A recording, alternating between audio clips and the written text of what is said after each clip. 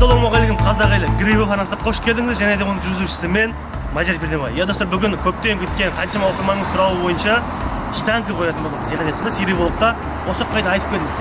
Көктем шықсын, рельс Титанка қоямыз дедім. Бірақ қаншама оқырмандар шыдай алмай күтіп жүргендер бар екен. Арнайы сол оқырмандар үшін бүгін қарсы алыңыздар. Серия блогқа Титанка салатын боламыз. Олай болса видеомызды бастап алайық.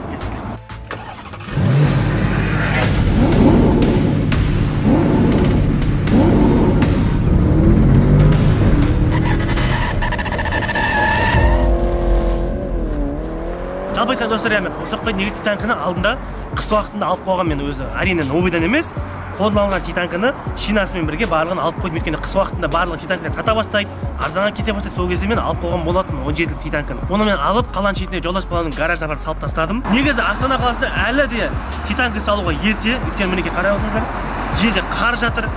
Удай болып бір күні қатты боран болып қар жауатын болса, тайып кетуі мүмкін. Негізі ол Титанкамен бірге жаздық шиналар бірге келген комплектте. Оған енді тағы да Титанкаға кейін зимний шина алып жүргенше, шығынданғанша, оны кішкене сәл көктем болған күтейік деп жүрдім. Бірақ менің оқырмандарым шыдай алар емес. Олай болса бүгін сіздер үшін Титанкамызды салып қалып жүріп көретін боламыз. Егер де бәрі жақсы болатын болса, Титанкамен қалдырамыз. Егер де болмайтын болса, тағы да кішкене бір айға, бір шамамен кішкене қар ерігенше күтетін боламыз. Ал бүгінгі бөліміміз сол Титанканы салып көрейік. Ендеше кел. Бүйтіп қаншама қалың почти қараңыздар. Тізеден келетін қар жатқан жерде әлі Титанканы жаздық шинаны салу ерте болады. Сондықтан да бүгін көңіл қалдырмау үшін, көңілдеріңізді қалдырмау үшін көрсетейін. Менде Титанка бар. Салып көрсетейін, машинама қалай тұрады. Бірақ та ең басты айтқым келетіні, асықпаңыздар. Көктем келсін, қар ерісін, мына қардың бәрі ерсін, жол тазарсын. Одан кейін асықпай Титанкамызды салатын боламыз. Ал бүгін бірақ сонда да сіздер үшін бір шығарылым қылып көрсетейін. Бүгінгі бөліміміз тікелей рельс Титанкаға байланысты. Ал ол біздің машинамызға қалай тұрады, қандай Титанка, араларыңызда білетіндер де бар, білмейтіндер де бар. Олай болса көрсетейін.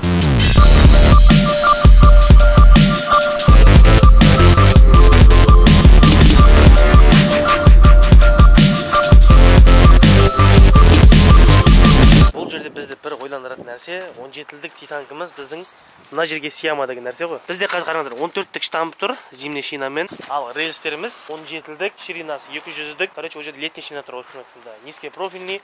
Бұны қазір салғанда бізге сияма. Разворот алатын кезде тиет дейді. В общем айтқанда біраз проблемалар бар. Если салып көреміз, егер де бізге проблема тудырмайтын болса, 17-мен қалдырамыз. Егер де 17-лік размер біздің приораға, біздің сериялыққа проблема болатын болса, амал қанша бізге проблема жарып, бозып жүргенше одан да таққа 16-лық салған дұрыс. Сол себептен бүгін жаңа тексеріп көретін боламыз. Біздің алған Титанкамыз.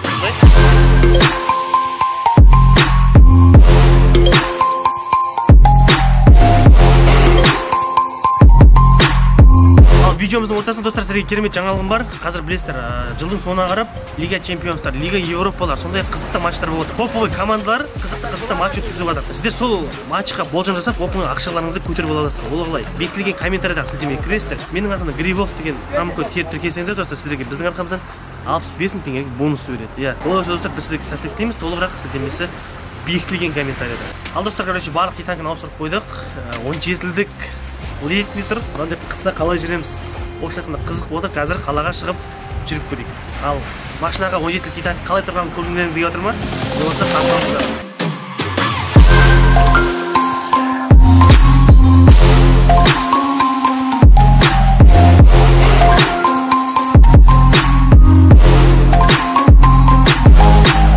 Приорамен жүріп 17-лік рельс тағылған Жолдас баладан сұрадым. Олар айтады, біз крыланы кесіп тағамыз дейді, арқасын тимеу үшін. Енді менікін ол 17-лік рельске олар кескім келіп тұрған жоқ. 17 таққаннан кейін бұл тып-тыныш жүресің да. Бірақ егер 17 тағатын болсаң болды ғой. Бұдан кейін мен ешкім жарысқа шақырмай қойыңдар ғой. 17 тақтың болды. Как классика сияқты жай ғана ән тиіп отыр. Жай ғана тып-тыныш ғана жүресің болды. Андай жарыспайсың, баспайсың. Строго 60, максимально 60-пен жүресің. Бір жағынан негіз достар, бұл бүгін қыс уақытында салып жүріп көріп жатқанымыз тест болып отыр. 17-лік дискпен біздің приора жүре ала ма? Так, достар, тоқтап түсіп қарасақ, походу мұзба дейтін болсам, жоқ, крылаға тиіп жатыр екен. Мынаны қараңыздаршы. Әрбір жолдың ямасы ұстаған сайын мына жерде міне өз қаншама расстояние бар, дәл сол тиіп жатыр крылаға. Яғни қала болғаннан кейін жол теп-тегіс бола бермейді әрине, бірақ трассалардың арасында кейбір жерде бална болады. Әсіресе светофорда бәрі 17-лік титановый диск болғаннан кейін, темір болғаннан кейін барлық әрине ауыр болады. әр ямада артқы крыла ана естіп отқан шығарсыздар дауысы тиіп жатыр. Амал жоқ, сіздер үшін тексеріп көрейік. Демек, бұдан шығатын қорытынды бізде видеоны сонда айтатын боламыз. Ал қазір ешқандай сөзсіз бір жүріп көрейік.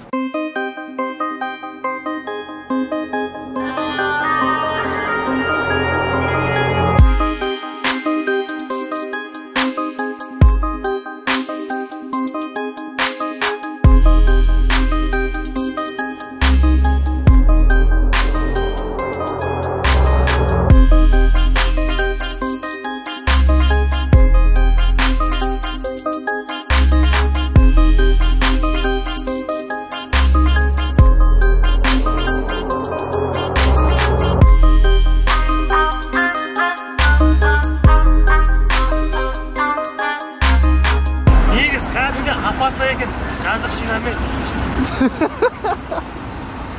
Рахмет. Көріндік па титанкіге? Көрінді, брат. Ал достар, бұдан шыққан нәтиже түйін. Не түйдік?